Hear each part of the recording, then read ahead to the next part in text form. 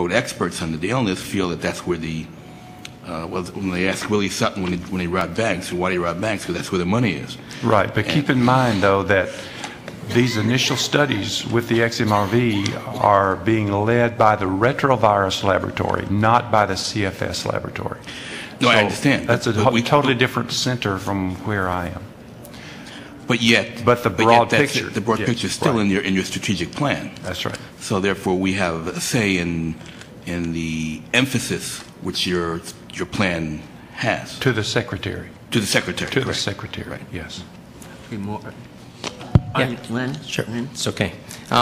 You know, we about a half hour ago, we voted on a recommendation to the Secretary on the clinical centers of excellence, and I think that's the spirit. We really didn't talk about funding there. We really talked about the need for them, and now we've put that out there, and that's going to go to the Secretary. So I thought that was really constructive, and that really goes back to 6 months ago in terms of us making a recommendation, and as well as many years in the past.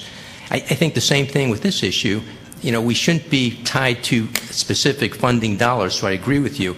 But I do want to kind of amplify on what Chris has said, that at least the research subcommittee, with conversations with Ron and Art in particular, you know, our sense was that when we looked at all the things that were mentioned, the comment that came up among several of the people was that this is a very long wish list, as you mentioned, and that the funding to do this would probably be excessive. So the question is it doable, all the things that are put out there, given all the things that they're currently doing? That question got raised as we had some discussion, so I just want to mention that.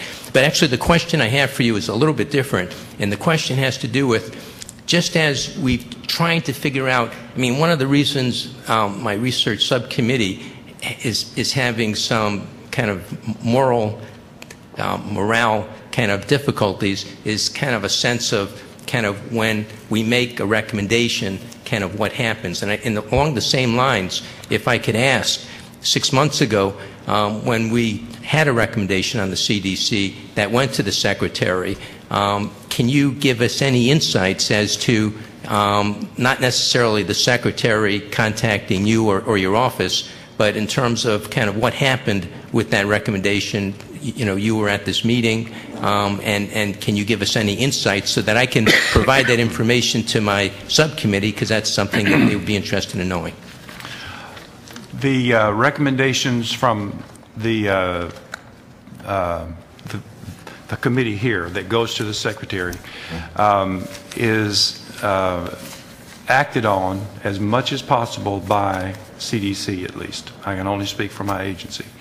And regardless of whether the Secretary acts on these or not, we have not ever heard directly from the Secretary.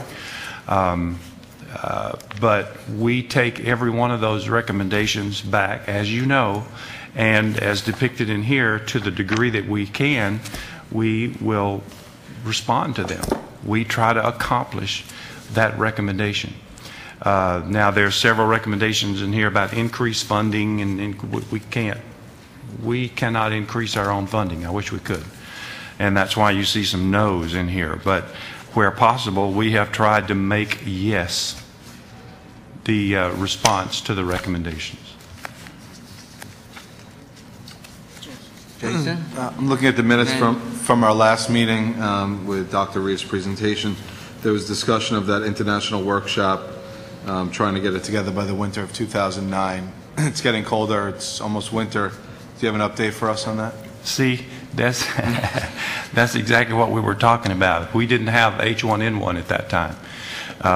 Nevertheless, there is still the plans in the strategic plan, but it's certainly our intent to hold that meeting. I do not have an update from the program, from the division, on what the plans forward are.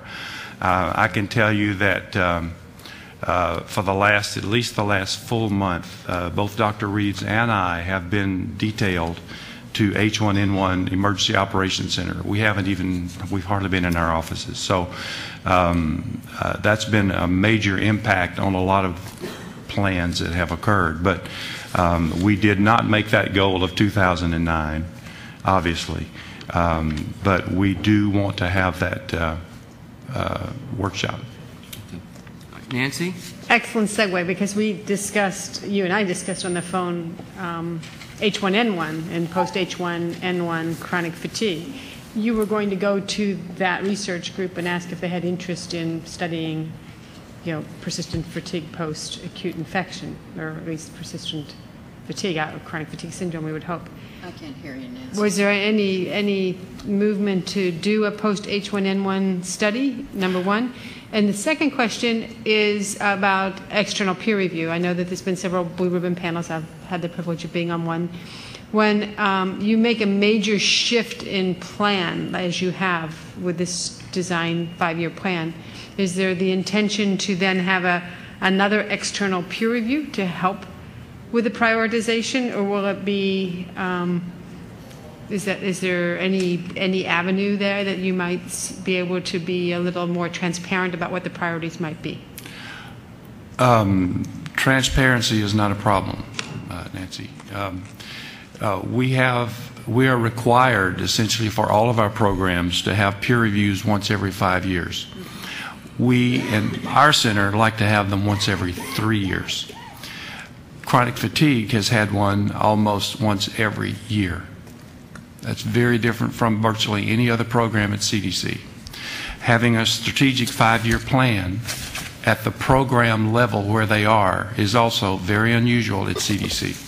Most of those programs don't have this detail, but we're trying to be transparent so everybody can see exactly what's going on. In terms of the H1N1 issue, I did get that information down to the program, and there was discussion about that. I'm not prepared to respond at this point. There are a lot of things to consider when you're looking at H1N1 in terms of surveillance systems. What are the surveillance systems for H1N1? We cannot just walk into a hospital and wait for people to walk in the door and sign them up because of, there's a million issues there with IRB and stuff like that. But it is a wonderful opportunity, I agree, and it's an excellent idea. All I can tell you is that I did float that to the program, and I don't know the status of what those plans are or if it can be done. I just don't know.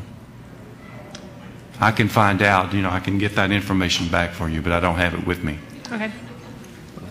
At least it's my understanding when that external blue ribbon committee met and made recommendations, that one of the recommendations was that there would be coming back to kind of reevaluate that plan, that there would be some external peer review of that plan.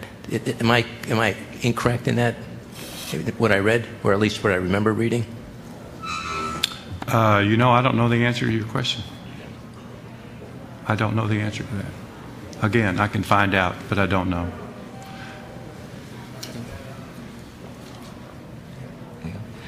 All right. From a process point of view, You've got Cheryl coming in about 10 minutes. All right.